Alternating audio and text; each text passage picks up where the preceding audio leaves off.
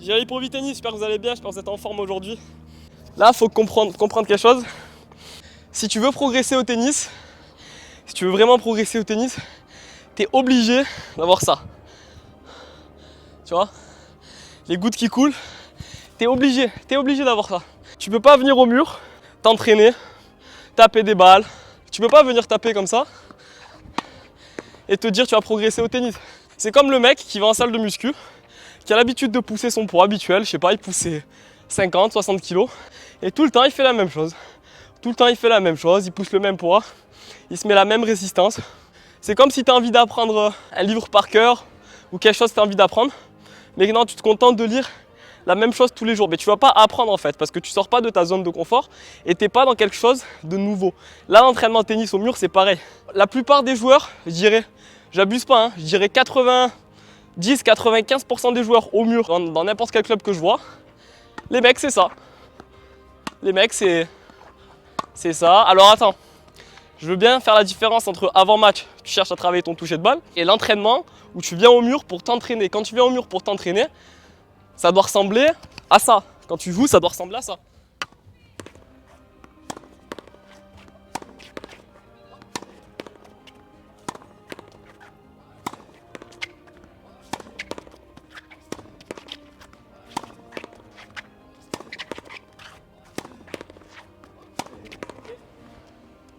Tu peux pas progresser au tennis. Tu peux pas progresser au tennis si tu restes dans ton confort, si tu restes dans ce que tu sais faire, si tu vas pas chercher plus loin, si tu as envie de rester dans ta petite zone où tu es tranquille. Ça fait 15 minutes que je suis au mur peut-être. En 15 minutes, je suis trempé, j'ai le t-shirt qui est à moitié trempé. Mais voilà, j'ai prévu de rester 1 heure, je vais rester 1 heure, je vais me cantonner à ça. Je fais la partie fond, là je suis en train de faire le coup droit. Après je vais faire le revers, après je vais faire des enchaînements coup droit volé, après je fais des enchaînements revers volé. Et ma séance elle est faite. Pareil, tu viens au mur, tu dois avoir un plan, tu dois pas te dire je vais aller au mur taper des balles. Non, non, ça c'est pas possible. Ça, si tu veux rester au même classement au tennis pendant encore de longues années, fais ça. Viens au mur, tape tes petites balles, rentre chez toi et là tu verras que ton classement il va pas progresser. Par là avec un coach qui a été un négatif, voire numéroté, et il s'occupe d'une académie de jeunes joueurs de haut niveau et il m'a expliqué l'importance en fait qu'il inculque à ses joueurs, donc à ces jeunes joueurs qui ont entre 16 et 18 ans, l'importance de se mettre tout le temps à 100%. Imagine que chaque entraînement, tu te mettes à 100%, ok? On imagine, tu te mets tout le temps à 100%. Même si tu es dans un jour où tu peux être qu'à 60% de tes capacités max, si tu te mets à 100% de tes 60% et ton voisin se met qu'à 50% de ses 60%, lui il va être à 30% de ce qu'il peut faire, toi tu vas être à 60% de ce que tu peux faire. Donc au final en fait il y a une différence c'est du double en fait, c'est du simple au double, donc c'est énorme. Si tu répertores ça à chaque entraînement, si à chaque entraînement tu fais la même chose et que lui vient juste taper ses balles, mais en fait tu vas faire des différences monstres avec tes adversaires. Et en fait par rapport à ton classement ça va se voir. J'ai jamais autant progressé au tennis, que ça soit sur le plan mental, que ça soit sur le plan physique, que ça soit sur le plan aussi de la résistance, de la résilience, de me dire je viens 1 heure, je reste 1 heure ici au tennis.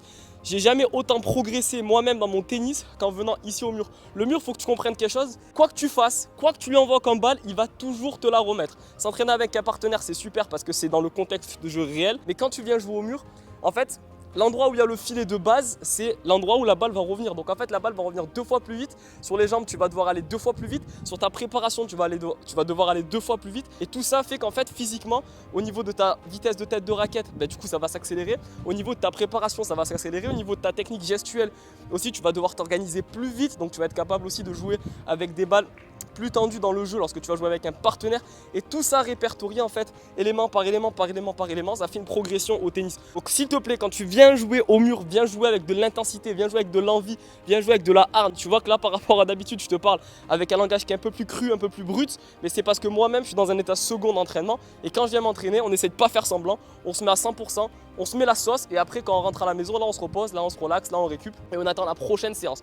Donc voilà pour le message du jour. Quand tu viens au mur ou quand tu viens faire des services sur le court, donne-toi à 100% dans tout ce que tu fais, que ce soit sur ta récup, sur tes entraînements, sur tes étirements, que ce soit sur ta nutrition, que ce soit surtout sur ton sommeil. Fais à 100% tout ce que tu peux faire, optimise à 100% tous tes paramètres dans ton tennis lié à ton sport, à ta pratique sportive, histoire que tu puisses avoir la progression la plus optimale possible. C'était Djilali pour Tennis. Si ce message a été utile pour toi, laisse un pouce en bas de cette vidéo et dis-moi en commentaire ton avis sur ce que je viens de te dire.